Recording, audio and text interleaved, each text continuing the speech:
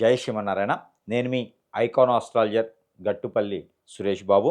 మనకి ఈ మే మాసం 2025 సంవత్సరంలో ద్వాదశ రాశుల వారికి ఎలా ఉండబోతుంది? మనం పరిశీలించినట్టయితే గనక, మనం ఈ ద్వాదశ రాశుల్లో ఒకటి మకర రాశి.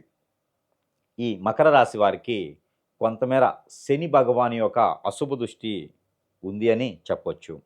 అలానే శని భగవానుడే కాకుండా రాహువుది, అలానే శుక్రుని యొక్క అశుభ దృష్టి కూడా ఈ యొక్క మకర రాశి మీద ఉంటుంది. అందుకని ఎవరైనా పెళ్ళిళ్ళు చేసుకోవాలి అనుకున్నటువంటి మకర రాశి వారు ఉంటే కనుక, వారు పెళ్లి సంబంధాలు కుదిరించుకొని, మకర రాశి పురుషుడైతే స్త్రీని సంబంధం కుదిరించుకోవచ్చు. స్త్రీ ఉంటే కనుక పురుషుని సంబంధం కుదిరించుకోవచ్చు. కానీ మే మాసంలో పెళ్ళిళ్ళకి అర్హులుగా అయితే లేరు మకర రాశి వారు.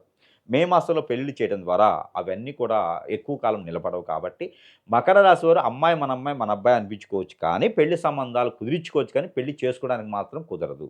ఎందుకంటే అవి సానుకూలంగా లేదు. గ్రహరీత్యా బాలేదు. మరొకటి, ఈ యొక్క మకర రాశి వారికి మరొక విషయం ఏంటంటే గనక, ఎవరైనా విదేశానికి వెళ్ళాలనుకున్నా, వెళ్ళడానికి ప్రయత్నం 12వ తారీఖు మే మాసం నుంచి 12వ తారీఖు తర్వాత ప్రయత్నం చేయండి. అలానే స్త్రీ దోషం ఏదైతే ఉందో, ఈ మకర రాశి వారికి స్త్రీ దోషం కూడా ఎక్కువగా బాధిస్తుంది. మీ పెద్దవారు ఎవరైనా స్త్రీని ఇబ్బంది పెట్టి ఉంటే, కాలితో తనడం కానీ, ప్రెగ్నెన్సీ ఉన్న స్త్రీని ఇబ్బంది పెట్టడం కానీ, అలానే బలవంతం చేయడం కానీ, ఎఫ్ఐఆర్స్ పెట్టుకోవడం లాంటివి, స్త్రీని బాధ పెట్టడం కానీ ఉంటే కనుక ఏడిపించడం, అంటే స్త్రీ కన్నీరు చాలా విలువైనది కాబట్టి, ఆ స్త్రీని వేడిపించినటువంటి పాపం కావచ్చు, శాపం కావచ్చు, అది మీ పాలిట అది శాపంగానే మారుతుంది. ఈ మకర రాశి వారు ఎవరైనా ఉంటే అలాంటి శాపాలన్నిటికి, పితృల దోషాలన్నిటిని కూడా పోగొట్టుకునేందుకు మీ అదృష్టం ఏంటంటే కనుక, ఈ మే మాసంలో మనకి పుష్కరాలు ఆరంభమవుతా ఉన్నాయి 15వ తారీఖు నుంచి. ఈ 15వ తారీఖు నుంచి ఏర్పడేటువంటి పుష్కరాలు ఏవైతే ఉన్నాయో, ఈ పుష్కరాల్లో పుణ్యస్నానం ఆచరించండి.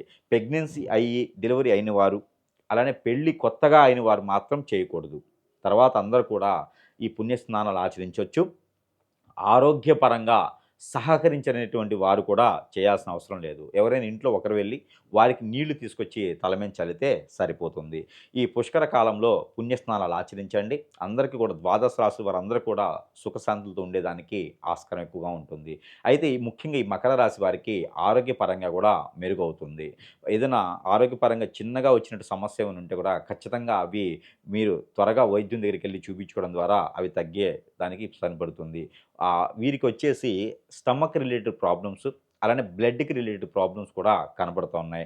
అలానే కోర్ట్‌లో ఏదైనా ఇష్యూ నడుస్తుంది, మీకేదైనా కోర్ట్‌లో సమస్య ఉంది అంటే గనక, ఆ సమస్య కూడా తీరేలా కనబడుతోంది. మీ వైపు పాజిటివ్‌గా కనపడుతుంది కాబట్టి, అది 22 మే మాసం తర్వాత కనబడుతుంది. ఇప్పుడు గనక మీరు అది తీయకపోతే గనక మళ్ళీ మీకు జూలై, ఆగస్ట్‌లోనే మీకు ఆ కోర్ట్‌లో వ్యవహారాలైతే కనబడుతున్నాయి. ఇప్పుడైతే మీరు ప్రయత్నపూర్వకంగా చేయొచ్చు. అలానే కొత్తగా ఏదైనా వ్యాపారం మొదలుపెట్టాలనుకున్నటువంటి మకర రాశి వారు ఎవరైనా ఉంటే, ఈ మాసం కొంతమేర ఆగండి, మంచిది. లేదు మొదలు పెట్టాలనుకుంటే గనక 12వ తారీఖు తర్వాత మొదలుపెట్టుకోండి. విదేశయానం కూడా 12వ తారీఖు తర్వాత బాగుంటుంది. అలానే ఏదైనా పెళ్లి సంబంధాలు కుదరాలనుకున్నా కూడా 9 నుంచి 12 తారీఖు లోపు ఎప్పుడైనా సరే బాగుంటుంది. మే మాసంలో 2020 సంవత్సరంలో. అలానే ఈ మకర రాశి వారికి ఇంకా అద్భుతమైనటువంటి ప్రతిఫలాలు కావాలనుకుంటే గనక చిన్న చిన్న పరిహారాలు చేసుకోవడం ద్వారా అన్ని రంగాల్లో ఉన్నటువంటి మకర రాశి వారు ఇంకొంచెం నరదిష్టి, నరఘోష, శత్రుభయం, శత్రుపీడ, ఆర్థిక ఇబ్బందులు ఇవన్నీ కూడా తొలగిపోయేదానికి కొంతమేర మిశ్రమ ఫలితాలు వస్తాయని చెప్పొచ్చు. గ్రహరీత్యా దోషాలన్నీ కూడా తొలగిపోయేలా ఉంటుంది కాబట్టి, ఈ యొక్క మకర రాశి వారు చేయవలసినటువంటి చిన్న పరిహారం ఏంటంటే కనుక, బియ్యము 1 కిలో, జొన్నలు 1 కిలో, అలానే గోధుమలు 1 కిలో ఇవన్నీ కూడా తీసుకెళ్ళేసి ఒక బుధవారం లేదా శనివారం రోజున ఉదయం సమయంలో 12 గంటల లోపు నవగ్రహాల మీద పోయాలి. అది అభిషేకం చేయాలి. లేదా అక్కడ ఏదైనా పంతులు ఉత్తమరు అంటే బ్రాహ్మణోత్తముడు ఉంటే వారికి దానం ఇవ్వాలి. దానం ఇచ్చిన రోజున కాలికి నమస్కారం చేయకూడదు పంతులు గారికి. ఈ దానం ఇవ్వడం ద్వారా మీకు మంచి జరుగుతుంది. నెల మొత్తంలో ఒక్కసారి ఇస్తే సరిపోతుంది. బుధవారం లేదా శనివారం రోజున ఒక్కసారి ఇవ్వండి. స్నానం చేసి ఇస్తే సరిపోతుంది. మళ్ళీ స్నానం చేయాల్సిన అవసరం అయితే లేదు.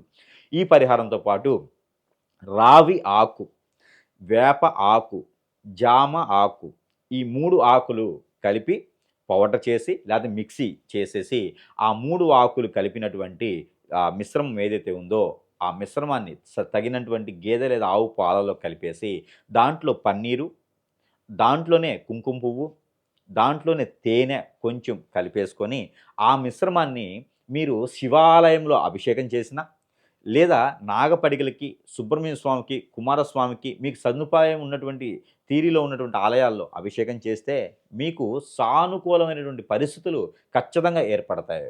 మీకు ఏ గ్రహం నుంచి రుమ్మతులు ఉన్నాయో ఆ గ్రహాల నుంచి సానుకూలంగా మీకు ఉంటుంది. అక్కడ ఉన్నటువంటి గ్రహరీత్యా దోషాలన్నీ కూడా తొలగిపోయేసి మీకు కొంతమేర సౌలభ్యం అనేది ఉంటుంది. అలానే మీరు ప్రతి మాసంలో లాగానే ఈ మాసంలో కూడా నంబర్ ఇవ్వడం జరుగుతా ఉంది. ఆ నంబర్ మీరు పఠించినట్టయితే గనక ఖచ్చితంగా మీకు మంచి జరిగేదానికి ఉంటుంది. ఆ నంబర్ మీరు పఠించవలసినటువంటి నంబర్ 3629369. 3629369 ఈ నంబర్‌ని గనక మీరు ప్రతిరోజు కూడా 255 అంటే 255 సార్లు పారాయణ రూపంగా చేయండి. అంజీరు, పిస్తా ఇలా కిస్మిస్ లాంటివి ఏమైనా ఉంటే అవి చేతిలో ఒక 2-5 గింజలు పెట్టుకొని ఈ నెంబర్‌ని పారాయణ రూపంగా చేసి భుజించడం ద్వారా మీకున్నటువంటి ప్రకృతి నుంచి దోషాలు, గ్రహాల నుంచి దోషాలు అన్నీ కూడా తొలగిపోయేదానికి ఉంటుంది కాబట్టి, ఈ మేర ప్రయత్నం చేసి మకర రాశి వారికి కూడా ఈ మే మాసంలో అదృష్టవంతులయ్యేదానికి అవకాశాలున్నాయి. జై శ్రీమన్నారాయణ.